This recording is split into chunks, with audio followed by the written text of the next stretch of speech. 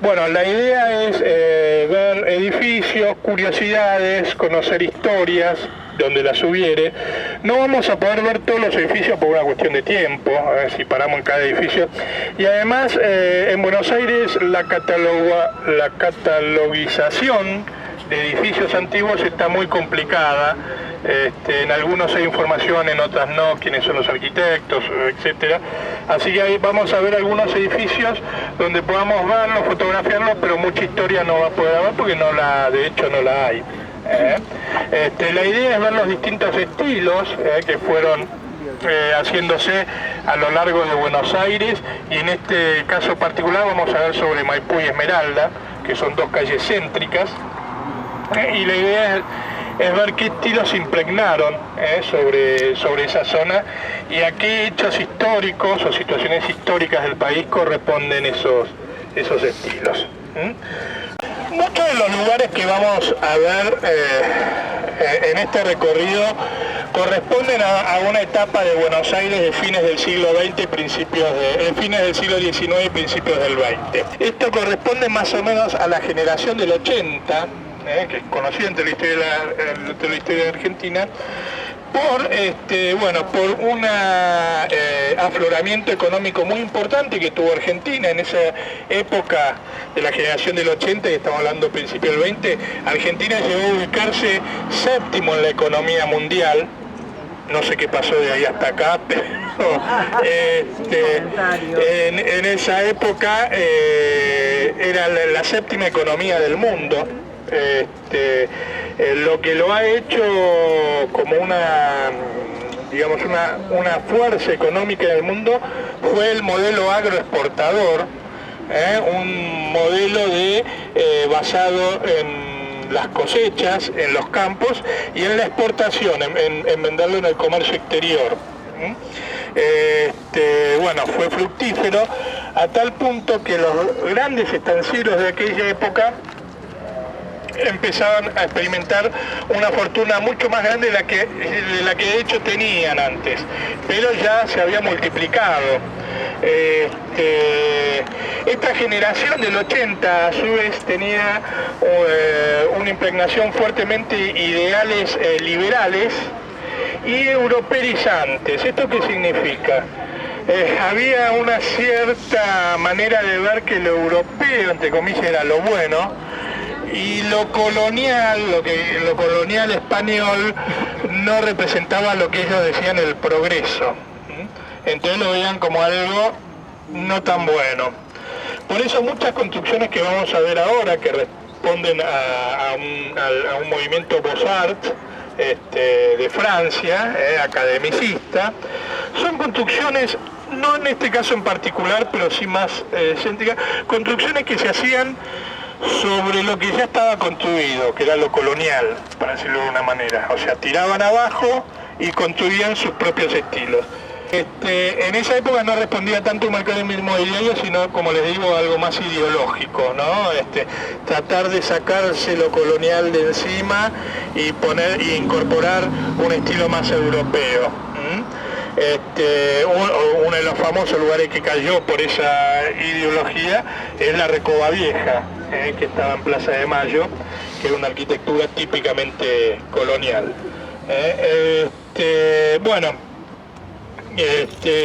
Contando un poco la historia, acá de hecho no hubo tanta picota en el sentido de tirar abajo, porque esto hasta fines del siglo XIX era prácticamente campo. Buenos Aires, la zona céntrica, era lo que es San Nicolás, donde está Plaza de Mayo, y hacia el lado del sur, hacia San Telmo, hacia Barraca, Montserrat. Ahí era la gran urbanización que tenía en aquella época Buenos Aires. La fiebre de 1871 y la epidemia del 71 y la fiebre amarilla del 73, hizo que los porteños, las clases aristocráticas de aquella época que vivían en la zona de Montserrat, se trasladaran para esta zona, para alejarse justamente de esas dos grandes epidemias que tuvo Buenos Aires. Y es cuando empezaron a instalarse ya en esta zona y en la zona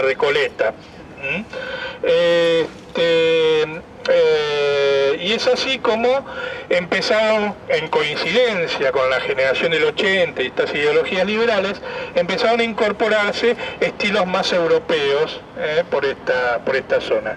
Y uno de esos ejemplos justamente es el Palacio San Martín, que pertenecía a la familia Fernández Sanchorena. Una de las representantes de este palacio era justamente la dueña Mercedes Castellano de Anchorena, quien tuvo 3 hijos. Por eso esta casa van a ver que tiene distintas salas, y esas salas correspondían a cada uno de sus hijos. Esta casa, este palacio fue construido a principios del siglo XX por la familia Anchorena, y bueno, Mercedes Castellano de Anchorena murió en 1915. Igual quedaron los hijos hasta 1935, que se le cedió al Estado Nacional. A ver, se le cedió como venta, no una donación. Se le cedió al Estado Nacional, y desde 1935 funciona la Cancillería. La familia Anchorena, fíjense, esto prácticamente eran departamentos para toda la familia, que era un estilo también generalmente en las clases altas porteñas, para estar todos juntos, que el padre de familia construya un edificio para que puedan vivir sus hijos cuando se casen y cuando tengan hijos, o sea, en cada departamento, o palacios, ¿no? Era un estilo muy particular, muy general, perdón, de aquella época. Entonces le decía que en 1935 la familia Anchorena se fue a un nuevo palacio que construyeron, que queda en la calle Castex y Coronel Díaz, donde termina Coronel Díaz. Creo que ahora está cerrado porque está remodelándose, era el Museo Metropolitano.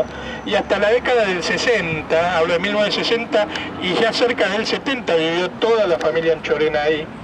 Y después se le cedió, se le vendió a la ciudad de Buenos Aires, ese edificio, donde hizo el Museo Metropolitano. Así que bueno, acá vemos un estilo típicamente academicista francés.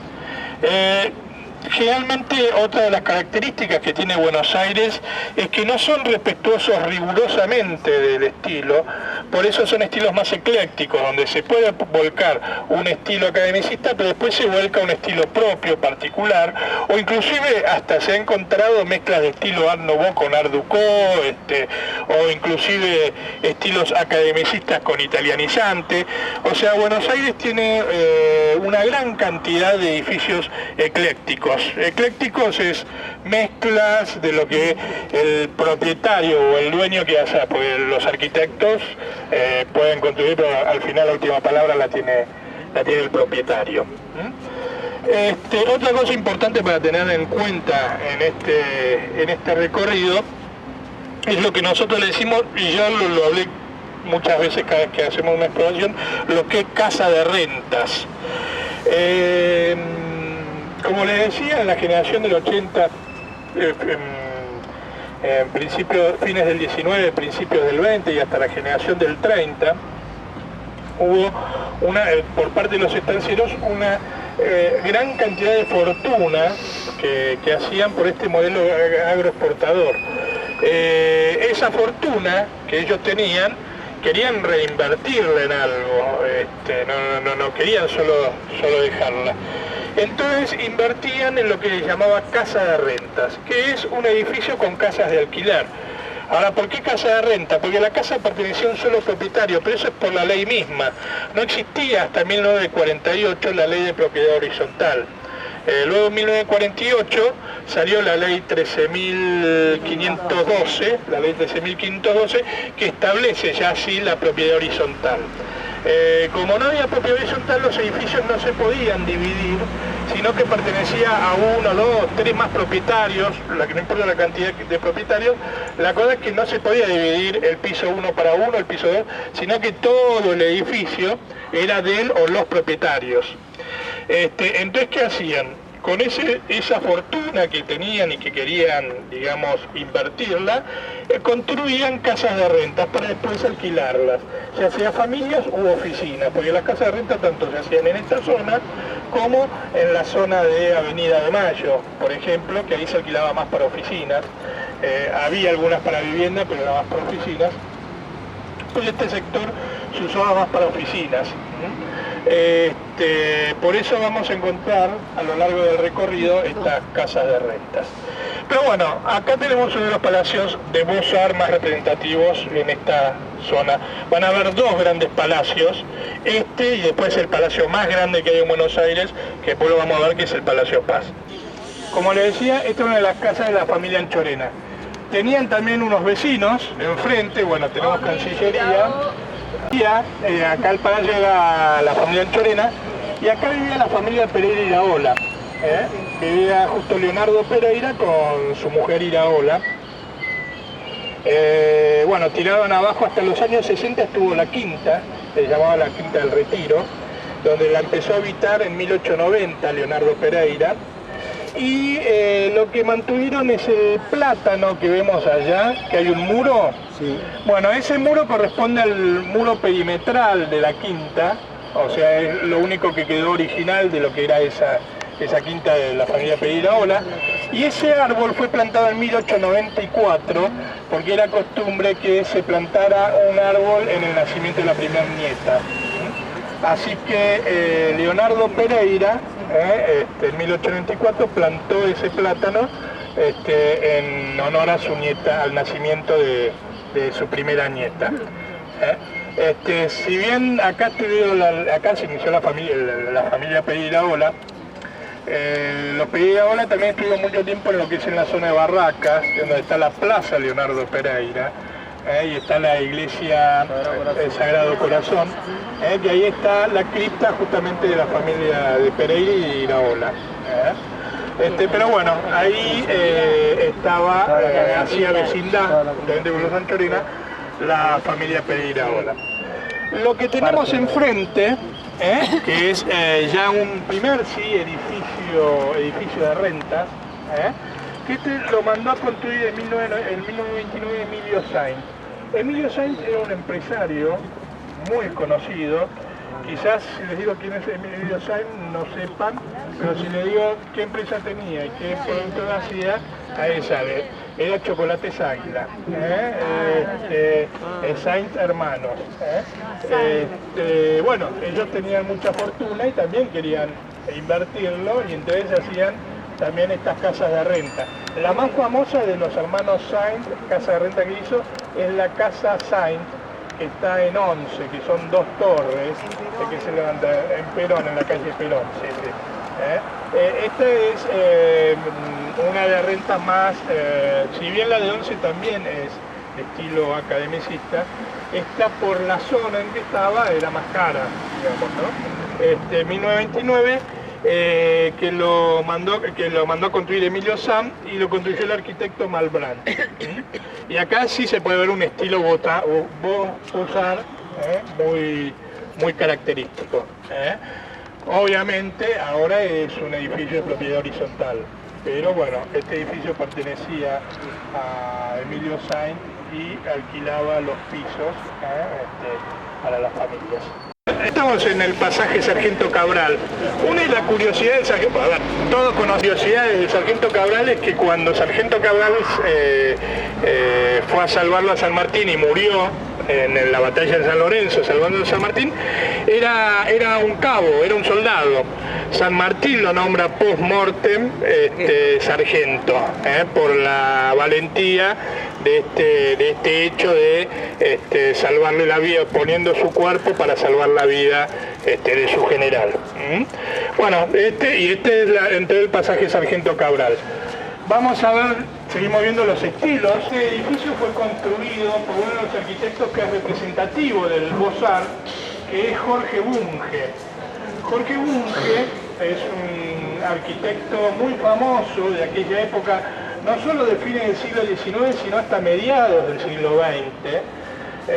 No solo porque construyó, entre otros, el edificio del Automóvil Club Argentino, el actual, el que está en Libertador, la sede central, sino también porque fue el que diseñó y fue uno de los fundadores del Pinamar. Por eso la avenida Bunge, en Pinamar, conmemora justamente a Jorge Bunge. No tiene nada que ver con Bungibón, y acá, bueno, van a ver que van a encontrar detalles, por ejemplo, en los balcones, en el balcón del primer piso, detalles más que nada de ornamentación, o en los pisos superiores, detalles más clásicos, de estilo más clásico. Una curiosidad que tiene este edificio, que lo van a encontrar en otros, no tanto acá, sino más en la zona de San Telmo, es el palo que se ve al final, de todo arriba de todo, que es una roldana. Sí.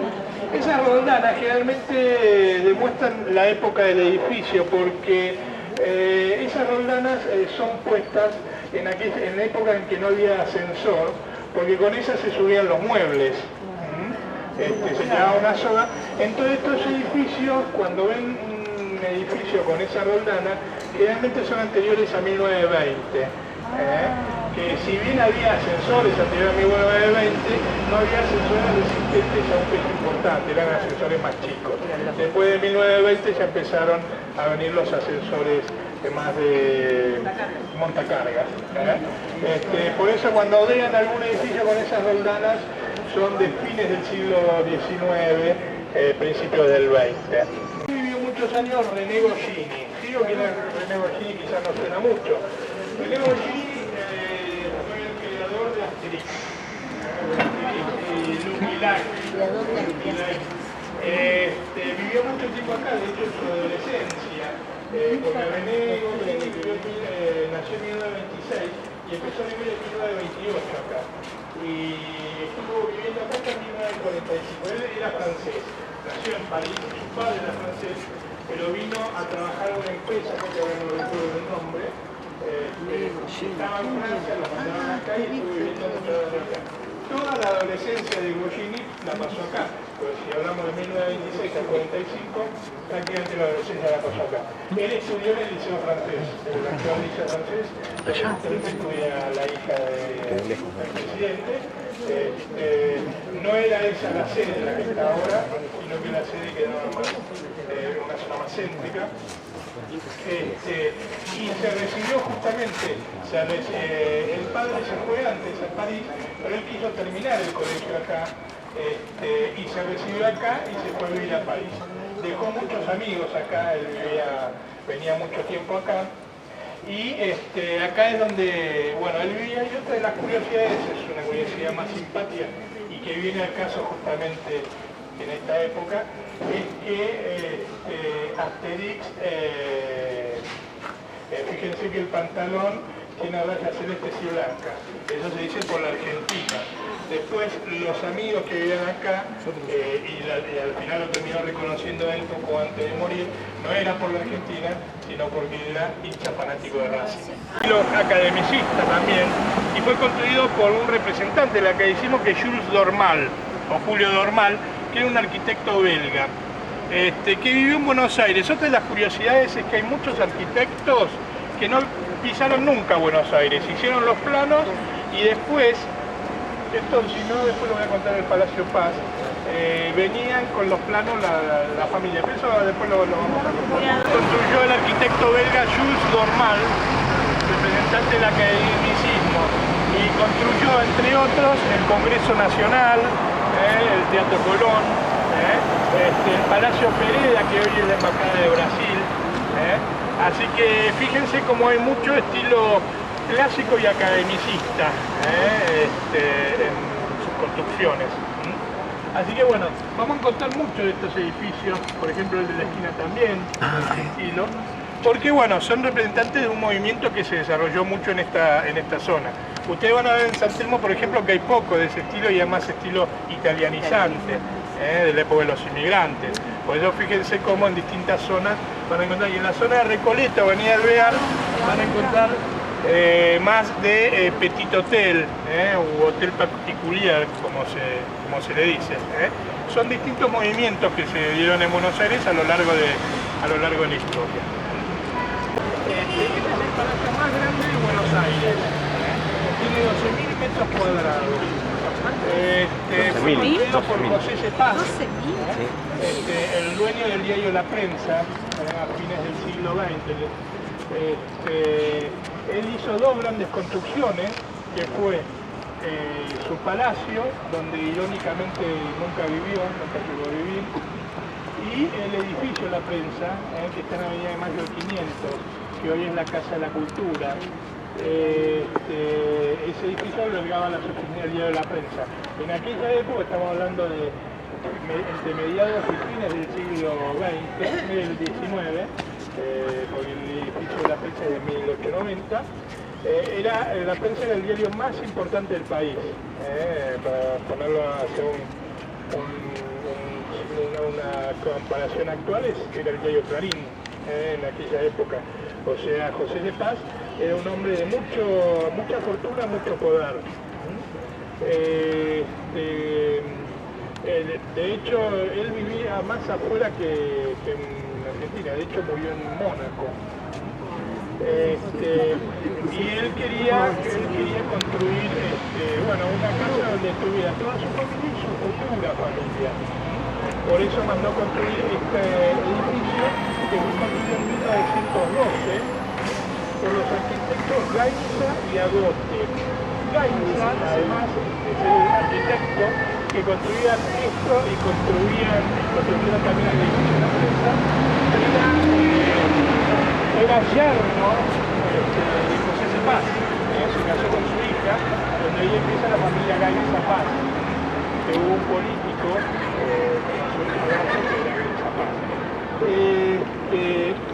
bueno, este edificio tiene 12.000 metros cuadrados, actualmente del Círculo Militar, y nunca llegó a vivir él, porque murió antes de que estuviera terminado.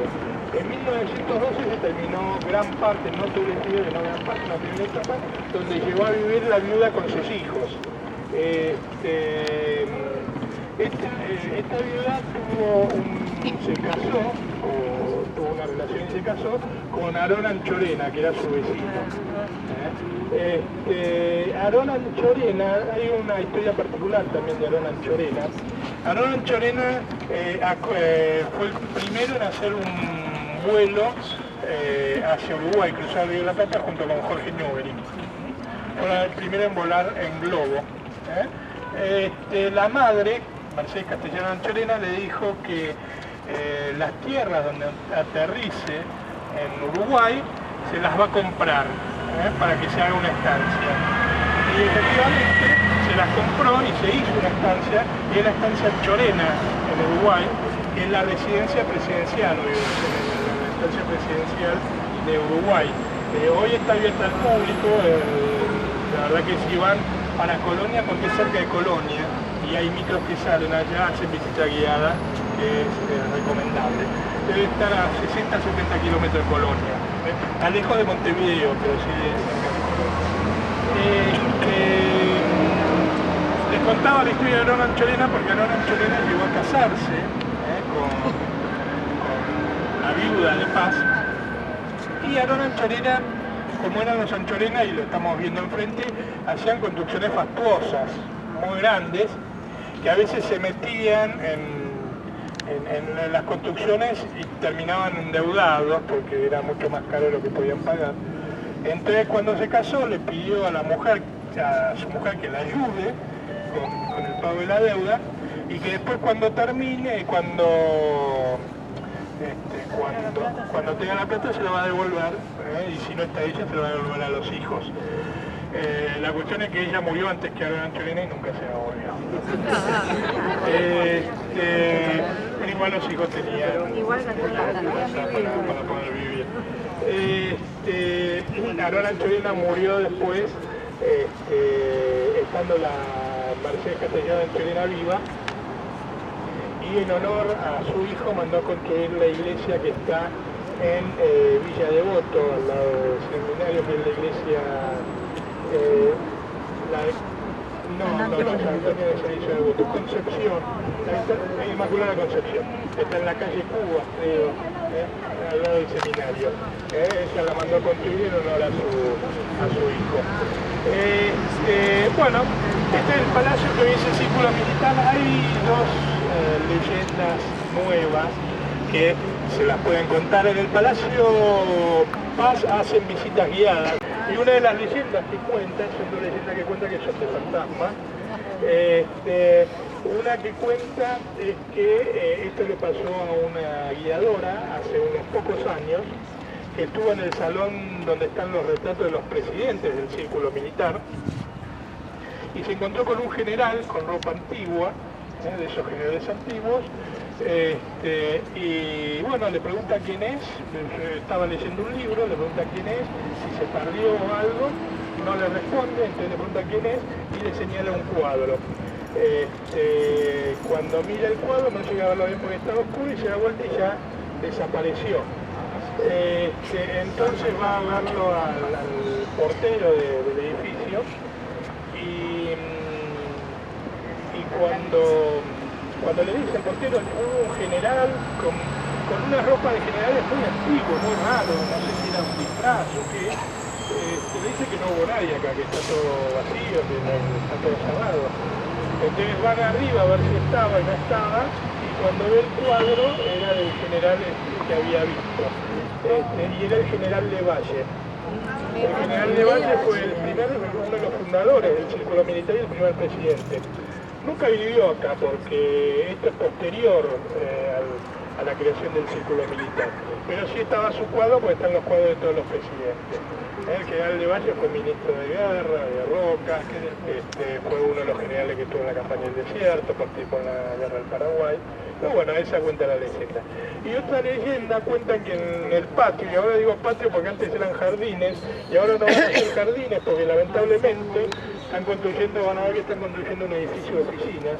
El Palacio Paz vendió los jardines para que construyan edificios como oficinas, que no va a tener entrada acá, sino va a tener entrada del otro lado, en Charcas, pero ya se perdió el jardín. Pero bueno, son los negocios inmobiliarios, así que el Círculo Militar vendió ese sector, pero antes se decía que veían pasar a alguien vestido de elegante, de frac, por la noche, y se cree que era el mismo José Cepaz, porque siempre estaba vestido elegante. Así que se cree que era él. ¿No es José Cepaz? Sí, de mucha plata.